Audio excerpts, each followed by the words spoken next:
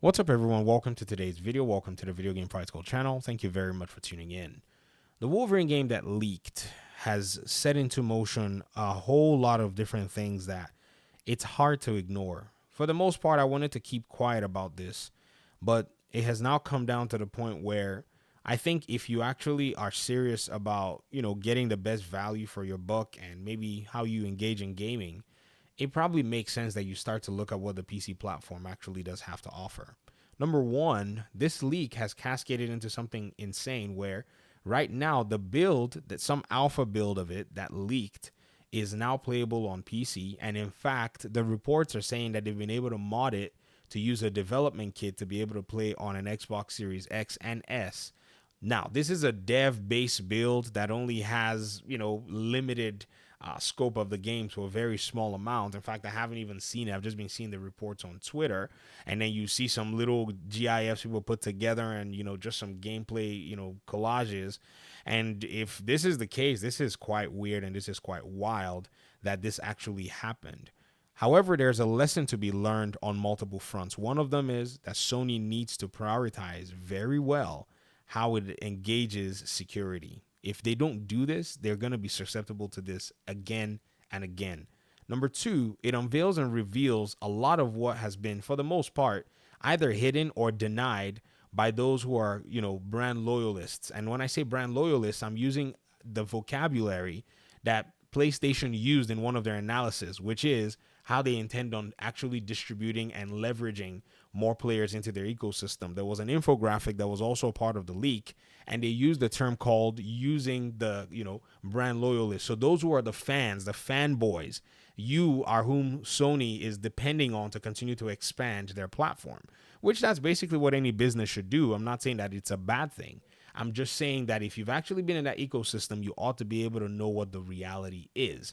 And that is, these games are developed primarily on PC. Whenever they say a game is an exclusive, it's funny because it's actually an intentional, design to put that game as an exclusive. However, the whole process of the game is done 100% on the PC. You cannot install most engines on top of a console because the hardware cannot just, cannot do it. You have to actually have some kind of an SDK, a development kit that is in the software side that would then eventually get that game to be able to run on the hardware specifications, that you have available.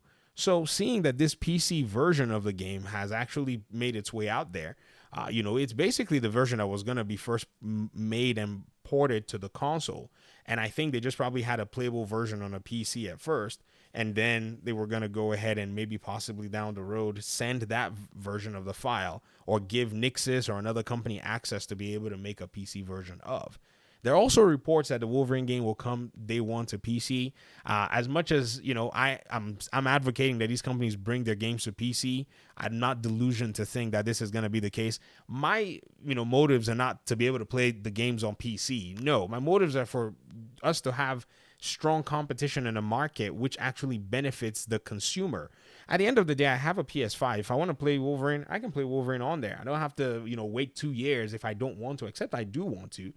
But if Wolverine is one of my favorite superheroes, so I mean, a day one Wolverine, even if it's on a calculator, you're gonna see me playing on that calculator. It doesn't really matter to me. I'm a gamer. I'm not some kind of brand loyalist. It doesn't bother me at all. You'll see me use AMD. You'll see me use NVIDIA. In fact, most of my computer builds are like Frankenstein builds.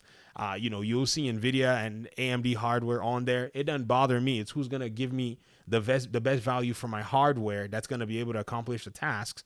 That's what I'm basically going to patronize. So it's not really about that. It's about actually understanding that a market that's competitive is beneficial for, the gamer as a whole. And there's an Intel AMD example that I can give in this video because I remember my first computer build, AMD had nothing to offer in 2016 for anybody who was trying to come into the gaming space in terms of CPUs. There was just nothing that was good enough to what Intel had. And for the most part, Intel continued to just shaft its consumers by bringing out basically new hardware that was very similar to the previous hardware. Now, this was actually okay because somebody like me could leverage the used market, but there was basically no improvement until the Ryzen family from AMD came into the market And AMD basically started bringing some really deadly good CPUs for really deadly good prices. This changed the entire game in a snap.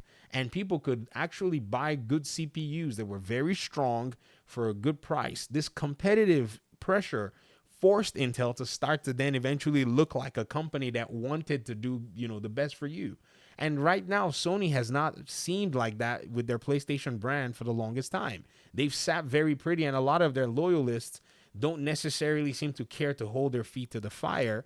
And this is why I've always advocated that you make your way to PC. The consoles are not an ecosystem for the most part that provide the value, unless, of course, you don't really care. You just want something that's simple and convenient. Then you can pay for that simplicity and convenience. At the end of the day, it doesn't really provide the most value and versatility. That's just the downside of things. So we're seeing all of this in real time. It's unfortunate the circumstances that we have to get them, but at the same time, I think it's for our benefit in terms of learning. Sony's PlayStation is going to be fine. Now the people who were affected, by this, and like I said, the lesson that needs to be learned is that, the staff and the employees who, were victims of the data compromise, the data breach, is where the biggest pain point is, in my opinion. I don't feel sorry for a big multi-billion-dollar corporation, in a sense. It's the employees that I feel sorry for. It's them that, really have my heartfelt, sympathy, because it's very rough. You got to go change your life up. You got to make, tweaks and try to figure out what extent of your life has been invaded by somebody else just because you wanted to go work and earn a living. You were doing the right thing, and now that's been affected by somebody who did the wrong thing. This is just really a weird scenario overall, but we have to be able to separate them, and we have to be able to look at them from different, perspectives and say, this sucks. And then at the same time, here's what we can learn overall from this entire scenario, because it's just really wild. I mean, a lot of things are just all over the place out there. And out of respect for the devs, it'll be smart and it'll be wise not to engage in that if as much as you can. I mean, curiosity is a thing. I've curiously looked at stuff because I'm curious, and I like Wolverine, and I'm happy that a Wolverine game is being made. I would hope they continue to make the Wolverine game. Don't get me wrong, if you understand what I mean. But it is what it is. So thanks so much for watching this video. Let me hear your thoughts in the comment section. Do you really think that right now, with everything we're seeing, that the viability of the console, ecosystem is something that is going to be there long term? I think it will. But for those who may be wanting more, who may want that versatility, do you think the PC platform actually serves them? I'd love to hear your thoughts in the comment section. Thanks so much for watching. Peace out.